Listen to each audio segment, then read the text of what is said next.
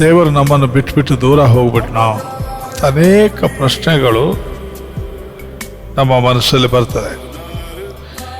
ಇಸ್ರಾಯೇಲು ಕೂಡ ಇಂಥ ಒಂದು ಗೊಂದಲದಲ್ಲಿರುವಾಗ ದೇವರು ಹೇಳ್ತಾನೆ 40ನೇ ಸಂದೇಶಾಯ 27ನೇ ವಚನದಿಂದ, ಅಲ್ಲಿ ಆತನು ಹೇಳ್ತಾನೆ, ಯಾಕೋಬೇ,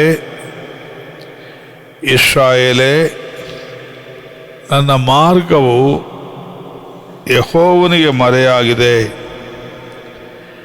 ನನಗೆ ಸಿಕ್ಕಬೇಕಾದ ನ್ಯಾಯವು ನನ್ನ ದೇವರ ಲಕ್ಷ್ಯಕ್ಕೆ ಬಿದ್ದಿಲ್ಲವಲ್ಲ ಎಂದೇಕೆ ಅಂದುಕೊಳ್ಳುತ್ತಿ? ನೀನು ಗ್ರಹಿಸಲಿಲ್ಲವೋ, ಕೇಳಲಿಲ್ಲವೋ? ಯೆಹೋವನು ನಿರಂತರ ದೇವರು.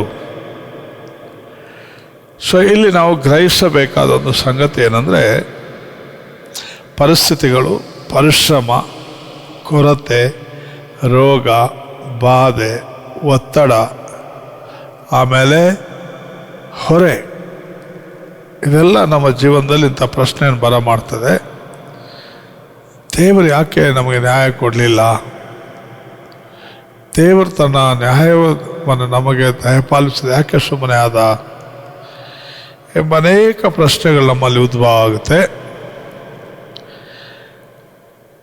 ಏನು ಹೇಳ್ತಂತೆ ಅದು? ನನಗೆ ಸಿಕ್ಕಬೇಕಾದ ನ್ಯಾಯವು ನನ್ನ ದೇವರ ಲಕ್ಷ್ಯಕ್ಕೆ ಬಿದ್ದಿಲ್ಲವಲ್ಲ, ಅಂದರೆ ದೇವರ ಗಮನಕ್ಕೆ ಬಂದಿಲ್ಲ ಎಂದು ಏಕೆ ಅಂದುಕೊಳ್ಳುತ್ತಿ? ಇಸ್ರಾಯೇಲಿಗೆ ಯಾಕೆ ಹಂಗೆ ಅಂದುಕೊಳ್ತೀಯ? ನೀನು ಗ್ರಹಿಸಲಿಲ್ಲವೋ, ಕೇಳಲಿಲ್ಲವೋ? ಯೆಹೋವನು ನಿರಂತರ ದೇವರು. ಇಲ್ಲಿ ಕರ್ತನಾದ ದೇವರು, ತಂದೆಯು ನಮಗೆ ತಾತ್ಕಾಲಿಕ ದೇವರಲ್ಲ, ಆತ ನಿರಂತರ ದೇವರು. ನಿರಂತರವೂ ಆತ ನಮ್ಮ ದೇವರು. ನಿನ್ನೆ ದೇವರಾಗಿ ಏನು ಮಾಡಿದ್ದಾನೋ ಇವತ್ತು ಮಾಡ್ತಾನೆ, ಇವತ್ತು ದೇವರಾಗಿ ಏನು ಮಾಡ್ತಾನೋ ನಾಳೆನೂ ಮಾಡ್ತಾನೆ. ಅಂದ ಭೂತ, ಭವಿಷ್ಯತ್ತು, ವರ್ತಮಾನ ಕಾಲಗಳಲ್ಲಿ ಇರುವ ಆತನು ಅಂತ ಬರೆಯಲ್ಪಟ್ಟೆ. ನಾವಿದನ್ನು ಪ್ರಕಟಣೆ 1ನೇ ಸಂಧಿಯಲ್ಲಿ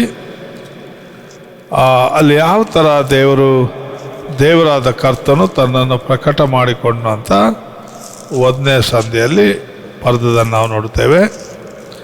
ಅಲ್ಲಿ ಹೇಳ್ತಾನೆ, ನಾನು ಆದಿಯು, 8ನೇ ವಚನ 1ನೇ ಸಂಧಿ, ನಾನು ಆದಿಯು ಅಂತವು ವರ್ತಮಾನ ಭೂತ ಭವಿಷ್ಯತ್ ಕಾಲಗಳಲ್ಲಿರುವವನು ಸರ್ವಶಕ್ತನೂ ಆಗಿದ್ದೇನೆ ಎಂದು ದೇವರಾದ ಕರ್ತನ ಹೇಳುತ್ತಾನೆ. ಸರ್ವಶಕ್ತನೂ ಆಗಿದ್ದೇನೆ.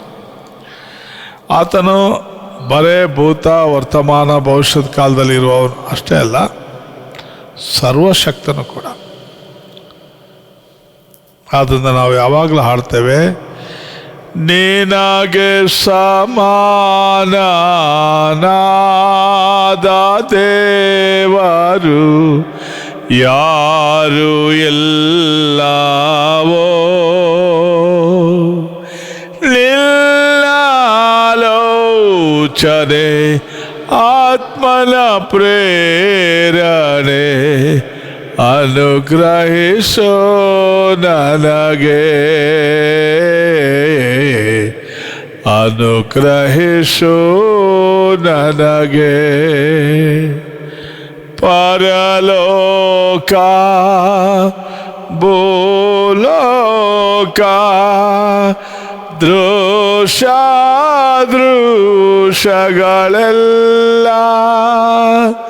ಪರಲೋಕ ಭೂಲೋಕ ದೃಶ್ಯಗಳೆಲ್ಲ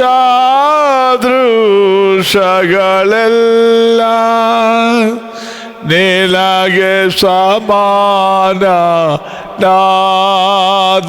ದೇವರು ಯಾರು ಎಲ್ಲವೋ, ನಿನ್ನಾಲೋಚನೆ ಆತ್ಮನ ಪ್ರೇರಣೆ ಅನುಗ್ರಹಿಸು ನನಗೆ, ಅನುಗ್ರಹಿಸು ನನಗೆ. ಇಲ್ಲಿ ಆತನಿಗೆ ಸಮಾನನು ಯಾರೂ ಇಲ್ಲ.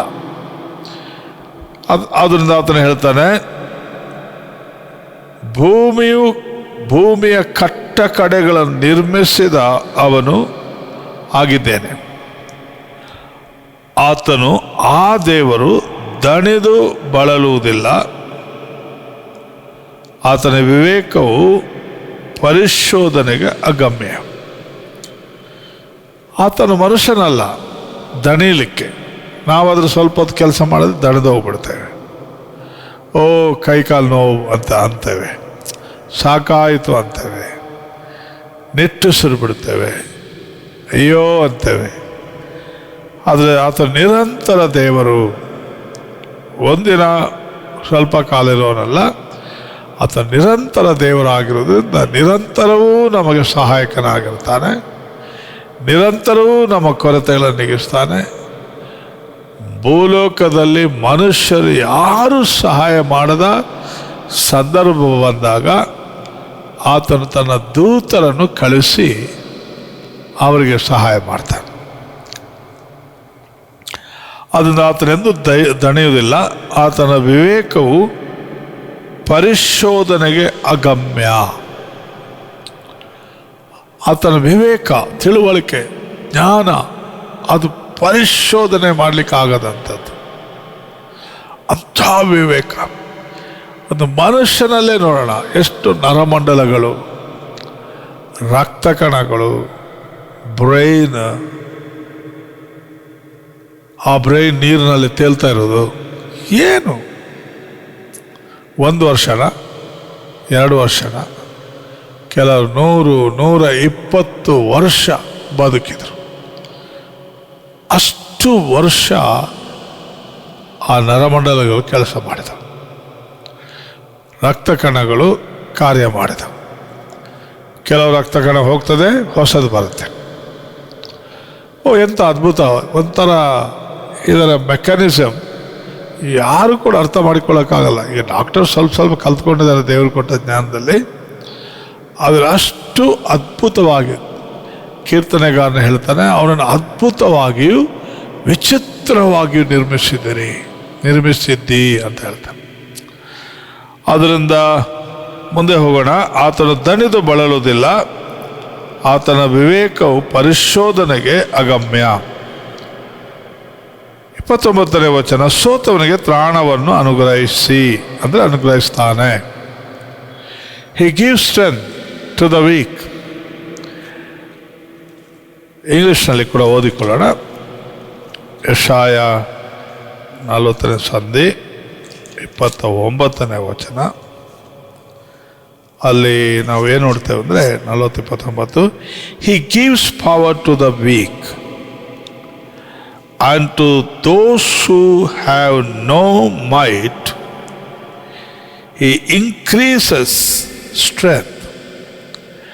ಬಲ ಇಲ್ಲದವನಿಗೆ ಬಲವನ್ನು ಕೊಡ್ತಾನೆ. ಸೋತವನಿಗೆ ತ್ರಾಣ, ನಿರ್ಬಲನಿಗೆ ಬಹು ಬಲವನ್ನು ಕೊಡ್ತಾನೆ. ಅದರಿಂದ ಒಬ್ಬ ಸಂಗೀತಗಾರನ ಹೇಳ್ತಾನೆ, ಆಯಾಸ ಪಾಟ ಕೋರಿಗೆ ವಿಶ್ರಾಂತಿ ನೀಡುವ ಸಂಕಷ್ಟ ಬಂದರಾದಕ್ಕೆ ಸಹಾಯ ಮಾಡುವ. ನಾನು ಹೇಳ್ತಾನೆ, ಆಯಾಸಗೊಂಡ ಕುರಿಗೆ ಏನು ಕೊಡ್ತಾನೆ? ಹೊಸ ಬಲವನ್ನು ಕೊಡ್ತಾನೆ. ಅದನ್ನ ಇವತ್ತು ನಾವು ಆಯಾಸಗೊಂಡಿರ್ಬೋದು, ಅದು ಸ್ಪಿರಿಚುವಲ್ ವೀಕ್ನೆಸ್ ಇರ್ಬೋದು, ಶಾರೀರಿಕವಾಗಿ ನಾವು ಬಲಹೀನರಾಗಿರ್ಬೋದು, ಸೋತೋಗ್ಬಿಟ್ಟೆ ಎಂಬ ಒಂದು ಪಾಯಿಂಟ್ಗೆ ನಾವು ಬಂದಿರ್ಬೋದು. ಸೋತೋಗ್ಬಿಟ್ಟೆ, ಆಗಲ್ಲ ನನ್ನ ಕೈಯಿಂದ, ಅಯ್ಯೋ ಅಂತ ನಾವು ಅನ್ಬೋದು. ಇವತ್ತು ನಾನು ಇದೆಲ್ಲ ಮೇಲೆ ಕೆಳಗೆ ಓಡಾಡಿ ಕೆಲಸದಲ್ಲಿ ನೋಡ್ತಾ ಇದ್ದೆ. ಕಡೆಗೆ ನನ್ನ ಕಾಲು ಗಂಟು ತುಂಬ ನೋವು ಬಂದುಬಿಡ್ತು. ಒಂದು ಟೈಮ್ನಲ್ಲಿ ಮೇಲೆ ಹತ್ತಕ್ಕೆ ನನಗೆ ಕಷ್ಟ ಆಗ್ಬಿಡ್ತು. ಆಮೇಲೆ ಸ್ವಲ್ಪ ಹೊತ್ತಾದಮೇಲೆ ಚೆನ್ನಾಗಾಯಿತು. ಹತ್ತಿ ಎಲ್ಲ ನೋಡ್ತಾ ಇದ್ದೆ. ಸೋತವನಿಗೆ ತ್ರಾಣವನ್ನು ಕೊಡುವವನು, ನಿರ್ಬಲನಿಗೆ ಬಹು ಬಲ ಕೊಡುವವನು. ಇದು ನಮ್ಮ ದೇವರು. ಆಮೇಲೆ ಹೂ ಹ್ಯಾಸ್ ಇಲ್ಲಿದೆ ಮತ್ತು even youth shall faint and be very and the Young men shall utterly fall. ಯುವಕರು ದಣಿದು ಬಳಲುವರು, ತರುಣರು ಸೊರಗಿ ಮುಗ್ಗರಿಸುವರಂತೆ. ತರುಣಂತ ವೆರಿ ವೆರಿ ಯಂಗ್, ಚಿಕ್ಕ ಪ್ರಾಯದವರು. ಈ ಸಾಮಾನ್ಯ 15ರಿಂದ 18-20 ವರ್ಷ ಹುಡುಗರು ಭಾಳ ಚಾಲಕಿರ್ತಾರೆ, ವೆರಿ ವೆರಿ ಆ್ಯಕ್ಟಿವ್ ಆಗಿರ್ತಾರೆ. ಒಂಥರ ಪಾದರಸ ಇದ್ದಾಗ ಇಲ್ಲಿ ಹತ್ತಾರೆ, ಅಲ್ಲಿ ಜಂಪ್ ಮಾಡ್ತಾರೆ, ಇಲ್ಲಿ ಇಳಿತಾರೆ, ಎಲ್ಲ ಆ್ಯಕ್ಟಿವ್ ಆಗಿರ್ತಾರೆ. ಅಂಥ ತರುಣರು ಕೂಡ ಸೊರಗಿ ಮುಗ್ಗರಿಸ್ಬೋದಂತೆ. ಆದರೆ ಯೆಹೋವನನ್ನು ನಿರೀಕ್ಷಿಸುವವರು ಹೊಸ ಬಲವನ್ನು ಹೊಂದುವರು. ಒಂದು ವೇಳೆ ಅವರು ಆತ್ಮಸ್ಥಿತಿಗೆ ಹೋಗಿರ್ಬೋದು, ಅದರಲ್ಲಿ ಹೇಳ್ತಾನೆ, and the young men shall utterly fall, but those who wait on the Lord shall renew their strength. ಯಾರು ಯೆಹೋವನ ಸನ್ನಿಧಿಯಲ್ಲಿ ಕಾಯ್ತಾರೋ, ನಿರಾಶರಾಗದೆ ಮನಗುಂದದೆ ದೇವರನ್ನು ನಿರೀಕ್ಷಿಸಿಕೊಂಡು ಕಾಯ್ತಾ ಇರ್ತಾರೋ ಅಂಥವರಿಗೆ ಆತನು ಹೊಸ ಬಲವನ್ನು ಕೊಡ್ತಾನೆ. But those who wait on the lord shall renew their strength. ಯಾರು ಯೆಹೋವನ ಸನ್ನಿಧಿಯಲ್ಲಿ ಕಾದುಕೊಂಡು ಆತನಿಗಾಗಿಯೇ ಕಾಯ್ತಾರೋ ಅವರಿಗೆ ಬಲವನ್ನು ಕೊಡ್ತಾನೆ. ಆಮೇಲೆ ಮುಂದೆ ಹೇಳ್ತಾನೆ, they shall Mount up with wings like eagles. ಅಂಥವರು ಹದ್ದುಗಳಂತೆ ರೆಕ್ಕೆಗಳನ್ನು ಚಾಚಿ ಮೇಲಕ್ಕೇರುವರಂತೆ. ಹದ್ದು ಭಾಳ ಮೇಲಕ್ಕೆ ಹೋಗುತ್ತೆ. ಅದರ ಕಣ್ಣು ಎಷ್ಟು ಸೂಕ್ಷ್ಮ ಅಂದರೆ 4-5 ಕಿಲೋಮೀಟರ್ನಲ್ಲಿ ಕೂಡ ಅದು ನೋಡುತ್ತೆ ತನ್ನ ಆಹಾರವನ್ನು. ಅಷ್ಟು ಸೂಕ್ಷ್ಮ. ಹದ್ದುಗಳಂತೆ ಈ ದೇವರಿಂದ ಬಲ ಹೊಂದವರು ಮೇಲಕ್ಕೆ ಏರುವರು. ಆಮೇಲೆ ಹೇಳ್ತಾನೆ, they shall run and not be very.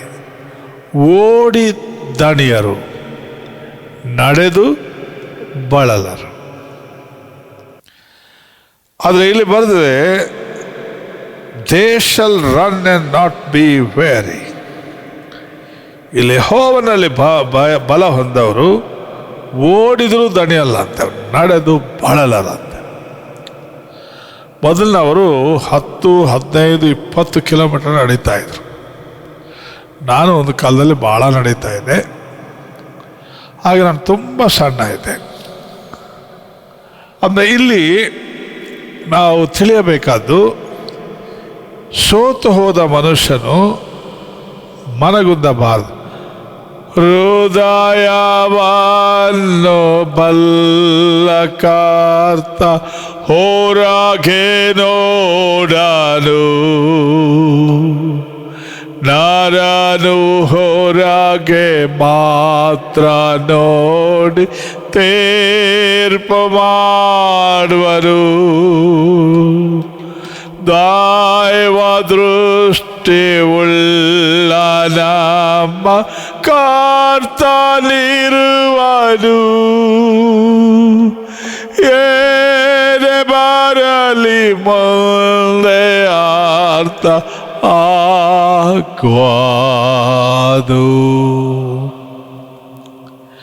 ಇದನ್ನು ರಚಿಸಿದವರ ಹೃದಯದಲ್ಲಿ ಎಷ್ಟು ನೋವಿತ್ತೋ ಗೊತ್ತಿಲ್ಲ. ನನಗೆ ಗೊತ್ತಿದ್ದ ಹಾಗೆ ಅವರ ಹೃದಯದಲ್ಲಿ ಬಹಳ ನೋವಿತ್ತು. ಅವನು ತುಂಬ ನೋವು ಪಟ್ಟ ಒಬ್ಬ ದೇವರ ಸೇವಕರು ಇದನ್ನು ರಚನೆ ಮಾಡಿದವರು. ಅದನ್ನು ತನ್ನ ಹೃದಯದ ಭಾರವನ್ನು ಈ ಸಂಗೀತದ ಮೂಲಕ ತರ್ತಾರೆ. ದೇವರು ನೋಡ್ತಾನೆ, ದೇವರು ಮಾಡ್ತಾನೆ ಎಂಬುದಾಗಿ ಅಲ್ಲಿ ಹೇಳ್ತಾರೆ. ಕರ್ತನಲ್ಲಿ ಪ್ರಿಯರೇ, ಕೈಯಲ್ಲಿ ಆಗದವರು, ಸೋತು ಹೋದವರು ದೇವರು ಅವರನ್ನು ಬಿಡಲ್ಲ. ನಾವು ದಾವೀದನ ನೋಡಿದ್ರೆ, ದಾವೀದನು ಸೌಲನ ಭಯದಿಂದ ಆತನು ಗವಿಗಳಿಂದ ಗವಿಗೆ, ಊರಿಂದ ಊರಿಗೆ ಓಡಿ ಹೋಗ್ತಾ ಇದ್ನು ತಪ್ಪಿಸ್ಕೊಳ್ಳೋದಕ್ಕೆ. ಅವನು ಈ ರೀತಿ ತಪ್ಪಿಸಿಕೊಂಡು ಓಡ್ತಾ ಇರುವಾಗ ಅನೇಕರು ಬಂದು ಅವನನ್ನು ಸೇರಿಕೊಂಡ್ರು.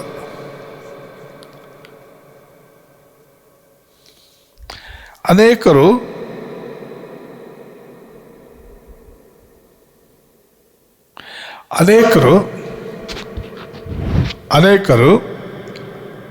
ಏನು ಮಾಡ್ತಾ ಇದ್ರು? ಅನೇಕರು ಕೈ ಸೋತು ಹೋದವರು, ಆಯಾಸಗೊಂಡವರು, ಅನೇಕ ಸಮಸ್ಯೆಗಳಲ್ಲಿ ಉಳ್ಳವರು ಬಂದು ದಾವೀದನನ್ನು ಸೇರಿಕೊಂಡ. ದಾವೀದನ ಅನ್ಬೋದಾಗಿತ್ತು, ನಾನೇ ನನಗೊಂದು ಭಾರ, ನೀವು ನನಗೆ ಇನ್ನೊಂದು ಭಾರನ, ಹೋಗಿ ಅಂತ ಅವರನ್ನು ಕಳಿಸ್ಬೋದಾಗಿತ್ತು. ಆದರೆ ದೇವರು ದಾವೀದನ ಆ ಥರ ಮಾಡಲಿಲ್ಲ. ಏನು ಮಾಡಿದ? ಅವರನ್ನೆಲ್ಲ ಸೇರಿಸ್ಕೊಂಡಂತೆ. ಹೆಚ್ಚು ಕಡಿಮೆ 400 ಜನರು ಅಂಥವ್ರು ಬಂದು ಸೇರಿಕೊಂಡ. ಕೈಯಲ್ಲಾಗದವರು, ಭಯಪಡುವರು, ಸೋತು ಹೋದವರು, ಇಂಥವ್ರು ಬಂದು ಸೇರಿಕೊಂಡ್ರ. ಅವರನ್ನೆಲ್ಲ ದಾವೀದನ ಸೇರಿಸ್ಕೊಂಡ, ಅವರನ್ನು ಪೋಷಿಸಿದ, ಅವರಿಗೆ ಸಹಾಯ ಮಾಡಿದ. ಆದರೆ ಒಬ್ಬ ದೇವರ ಸೇವಕನ ಜೀವನ ಎಷ್ಟು ಆಶೀರ್ವಾದಕರ ಅಂದರೆ, ಅವನ ಅನೇಕ ಇಂಥ ಸೋತು ಹೋದವರಿಗೆ ಅವನು ತ್ರಾಣವನ್ನು ತರುವ ಒಬ್ಬ ಮನುಷ್ಯನಾಗಿ ದೇವರವನನ್ನು ಉಪಯೋಗ ಮಾಡ್ತಾನೆ.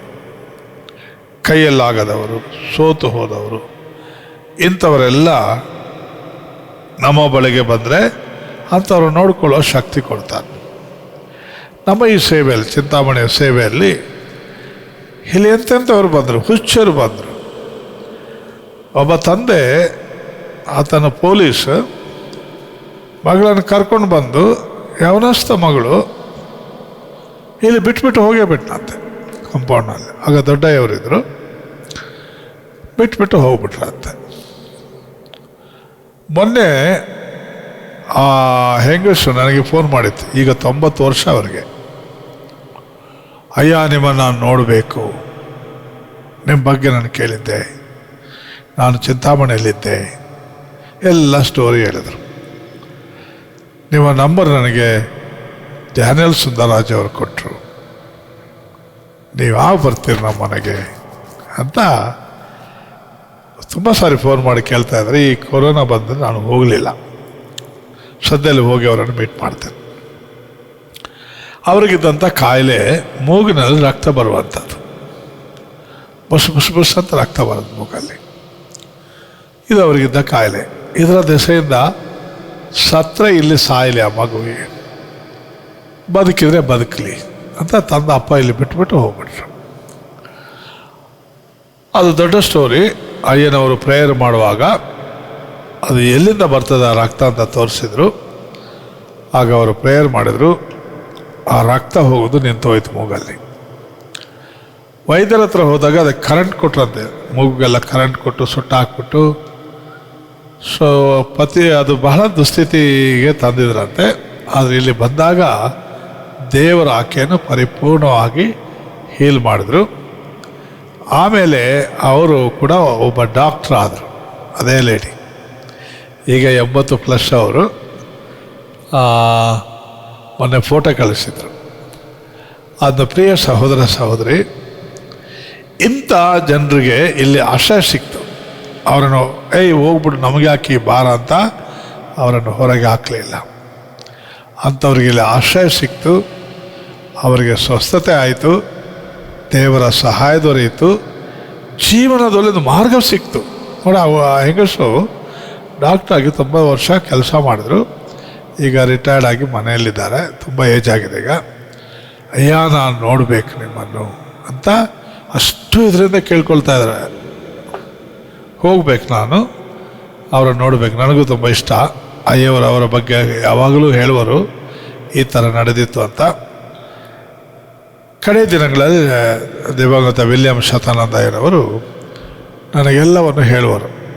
ಹೀಗಾಯಿತು, ಹೀಗಾಯಿತು, ಹೀಗಾಯಿತು, ಒಂದು ವೇಳೆ ನೀನು ಬರೆಯೋದಾದರೆ ನಿನಗೆ ಇನ್ಫಾರ್ಮೇಷನ್ ಇರಲಿ ಅಂತ ಎಲ್ಲ ಹೇಳಿದರು.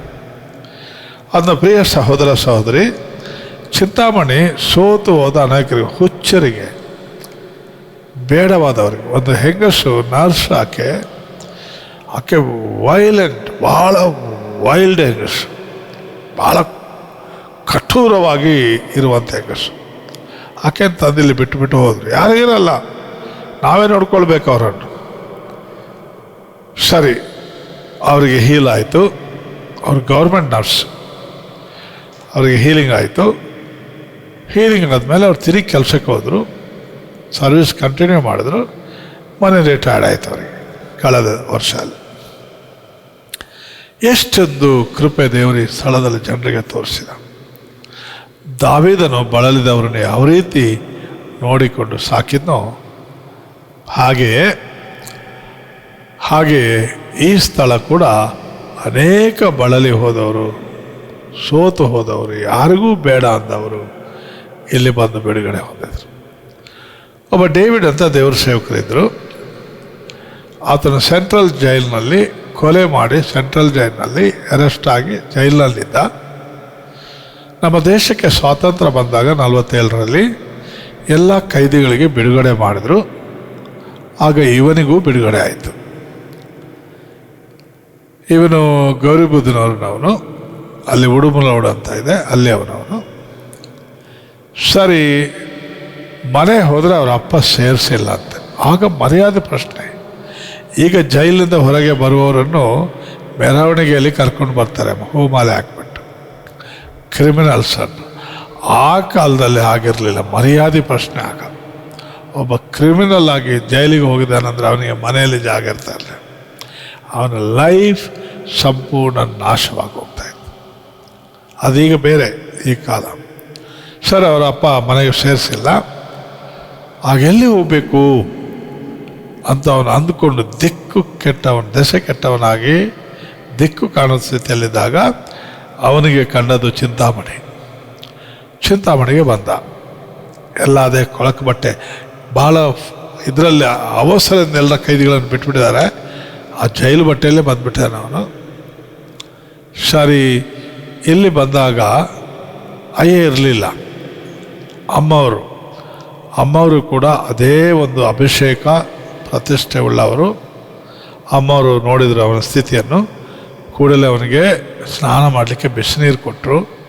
ಅಯ್ಯದೊಂದು ಪಂಚೆ, ಅವ್ರದ್ದೊಂದು ಜುಬ್ಬ ಕೊಟ್ಟರು. ಹಾಕೋಪ್ಪ ಇದು, ಈ ಬಟ್ಟೆ ಎಲ್ಲ ತೆಗಿ ಅಂಥೇಳಿ ಕೊಟ್ಟು ಇಲ್ಲಿ ಇರಿಸ್ಕೊಂಡ್ರು. ಅವನು ಯಾವಾಗಲೂ ತನ್ನ ಸಾಕ್ಷಿ ಹೇಳುವ, ತಪ್ಪಿ ಹೋದ ಮಗ ಬಂದಾಗ ಅಪ್ಪ ರಿಸೀವ್ ಮಾಡಿದ್ರು, ಆದರೆ ನಾನು ಬಂದಾಗ ಅಮ್ಮ ರಿಸೀವ್ ಮಾಡಿದ್ರು, ಅಪ್ಪ ಇರಲಿಲ್ಲ, ಅವರೆಲ್ಲ ಹೊರಗೆ ಹೋಗಿದ್ರು ಅಂತ ಹೇಳ್ತಾ ಇದ್ದ. ನೋಡಿ, ಆತನು ಭಾಳ ವರ್ಷ ಸೇವೆ ಮಾಡಿದ್ನು. ಏನೇ ಲೋಪದೋಷಗಳಿರಲಿ ಅದು ಬೇರೆ, ಅದು ಅವನು ಸೇವೆ ಮಾಡಿದ, ಮಾರ್ಪಾಟು ಹೊಂದಿದ, ಅವನು ಸೇವೆ ಮಾಡಿದ. ನೋಡಿ, ಇಂಥ ಅನೇಕರು ಈ ಸ್ಥಳದಲ್ಲಿ ಆಶ್ರಯ ಪಡೆದರು. ಇನ್ನು ಮನೆಗಳಿಂದ ಮಕ್ಕಳು ತಂದೆ ತಾಯಿಗಳನ್ನು ಹೊರಗೆ ಹಾಕಿದವರು ಕೂಡ ಬಂದರು. ಈಗ ಒಂದು ಮುದುಕಿದೆ ಇಲ್ಲಿ, ಅವರ ಮಕ್ಕಳು ಹೊರಗೆ ಹಾಕಿದ್ರಂತೆ. ಏನೋ ಗೊತ್ತಿಲ್ಲ, ಅವ್ರ ಸ್ಟೋರಿ ಹೇಳ್ತಾರೆ. ಅಮ್ಮ ಬಂದಿದ್ದಾರೆ, ಯಾರೋ ಗೊತ್ತಿಲ್ಲ ನಮಗೆ. ನಾಳೆ ಏನೋ ಸತ್ತರೆ ಏನು, ಯಾರಿಗೆ ಕೊಡೋದು ನಾವು ಲೆಕ್ಕ. ಇಂಥವರೆಲ್ಲ ಬರ್ತಾರೆ, ಇಲ್ಲಿರ್ತಾರೆ ಕೆಲವು ಕಾಲ. ಸೊ ಈ ಒಂದು ಸ್ಥಳ ಇಂಥ ಸೋತು ಹೋದವರಿಗೆ ಒಂದು ಆಶ್ರಯ ಸ್ಥಳವಾಗಿ ದೇವರಿಟ್ಟಿದ್ದಾರೆ. ಮತ್ತು ಈ ಒಂದು ಸೇವೆಗೆ ಎಲ್ಲಿ ಕೂಡ ಹಣ ಫಂಡ್ರೈಸ್ ಮಾಡಲ್ಲ, ಯಾರನ್ನು ಕೊಡಿ ಅಂತ ಕೇಳಲ್ಲ. ಆದರೆ ಇಲ್ಲಿ ದೇವರೇ ಯಜಮಾನಾಗಿ ಎಲ್ಲವನ್ನು ಒದಗಿಸ್ತಾ ಬಂದು, ಎಲ್ಲವನ್ನು. ಯೆಹೋವ ಈರೆ ಅಂತ ಈ ಕಟ್ಟಡ ಕಟ್ಟಿದವರು 3 ಕಡೆಯಲ್ಲಿ ಗೋಡೆಯಲ್ಲಿ ಕೆತ್ತಿದ್ರು. ಅದರ ಪ್ರಕಾರ ಈ ಸ್ಥಳದಲ್ಲಿ ಯೆಹೋವನು ಈರೆಯಾಗಿ ಒದಗಿಸ್ತಾ ಈ ಕ್ಷಣದವರೆಗೆ. ಅದನ್ನು ನಾವು ದೇವರಿಗೆ ಸ್ತೋತ್ರ ಹೇಳೋಣ. ಇಂಥ ಒಬ್ಬ ದೇವರು ನಮಗಿದ್ದಾನೆ. ಇವತ್ತು ನೀನು ಸೋತು ಹೋಗಿದೆಯಾ? ಜೀವನದಲ್ಲಿ ನಿನಗೆ ಬಹಳ ಹೊರಲಾರದ ಭಾರ ಇದೆಯಾ? ಚಿಂತೆ ವೇದನೆಯಿಂದ ನರಳುತ್ತಾ ಇದೆಯಾ?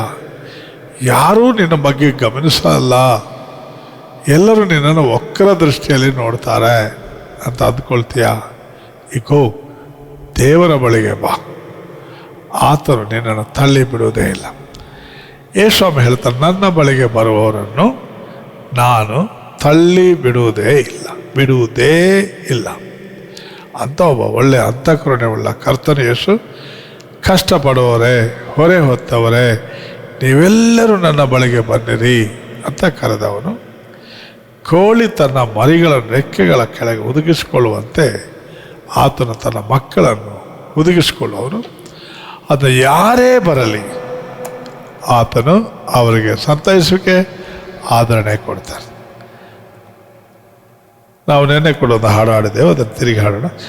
ಜೀವ ಜಲವ ಕುಡಿಯ ಕೊಡುವ ಯೇಸು ಕ್ರಿಸ್ತನು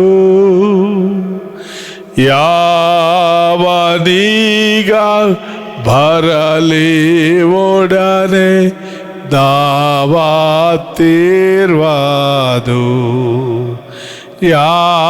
ಯಾವನೀಗ ಬರಲಿ ಒಡನೆ ದಾವಾತಿರ್ವಾದು. ಆದ್ದರಿಂದ ನಂಬಿದವರಿಗೆ ಆತ ನಿತ್ಯ ಜೀವ ಕೊಡುವನು, ನಂಬಿದವರ ಕಷ್ಟಗಳನ್ನು ಪರಿಹರಿಸುವನು.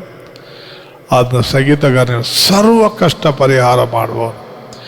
ಇವತ್ತು ನನ್ನ ಜೀವನದಲ್ಲಿ ಬಂದ ಕಷ್ಟದ ನಿಮಿತ್ತ ನೀನು ಬಹಳ ಬೇಸತ್ತು, ಮನಸ್ಸೋತು, ಪ್ರಾಣವೇ ಬೇಡ ಎಂಬ ಸ್ಥಿತಿಗೆ ನೀನು ಬಂದಿರ್ಬೋದು. ಅದಕ್ಕೆ ಬೇರೆ ಬೇರೆ ಕಾರಣ ಇರ್ಬೋದು. ನಿರುದ್ಯೋಗ ಇರ್ಬೋದು, ಬಂಜೆತನ ಇರ್ಬೋದು, ಅನಾರೋಗ್ಯ ಇರ್ಬೋದು, ಜನರ ನಿಂದನೆ ಪೀಡನೆಗಳಿರ್ಬೋದು, ತಿರಸ್ಕಾರ ಇರ್ಬೋದು, ಕೊರತೆಗಳಿರ್ಬೋದು, ಕಷ್ಟಗಳಿರ್ಬೋದು. ಏನೇ ಇರಲಿ, ನಮ್ಮ ಸ್ವಾಮಿ ಸರ್ವಶಕ್ತನು, ಆತನು ಸೋತು ಹೋಗಲ್ಲ, ಆತನ ಬಳಲಿ ಸೋತು ಹೋಗಲ್ಲ ಅಂತ ಇಲ್ಲಿ ನಾವು ಓದಿದೆವು. ಅಂತ ಒಬ್ಬ ದೇವರ ಬಳಿಗೆ ಬರೋಣ, ಪ್ರಾರ್ಥನೆ ಮಾಡೋಣ.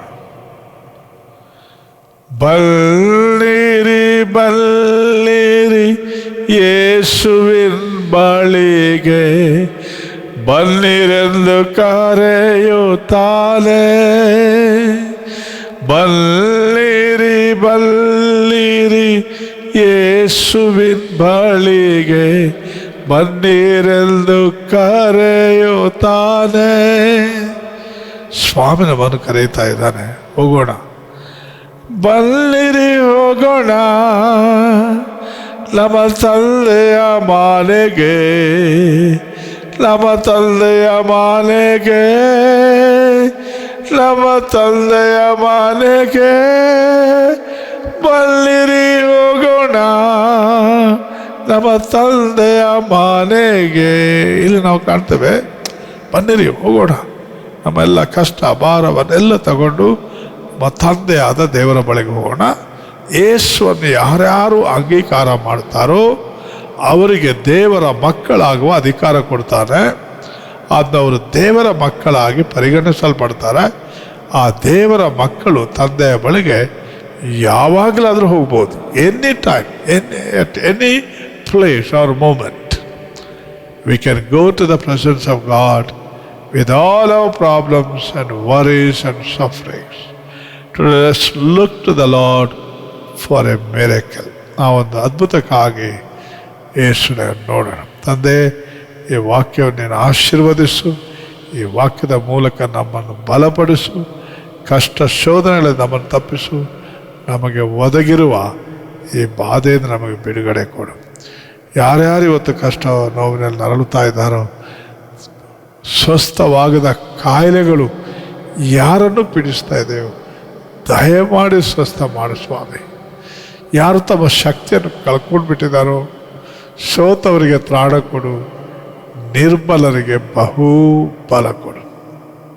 ಇವತ್ತು ಅಂಥ ಬಲದಿಂದ ಎಲ್ಲರನ್ನು ಮುಂದೆ ಸಾಗಿಸು. ಅವರ ಜರ್ನಿ ನಿಂತು ಹೋಗಬಾರ್ದು, ಅವರು ಗುರಿ ಮುಟ್ಟುವವರಾಗಬೇಕು. ಯೇಸು ನಾಮದಲ್ಲಿ ಬೇಡಿದ್ದೇವೆ, ಆಮೆನ್.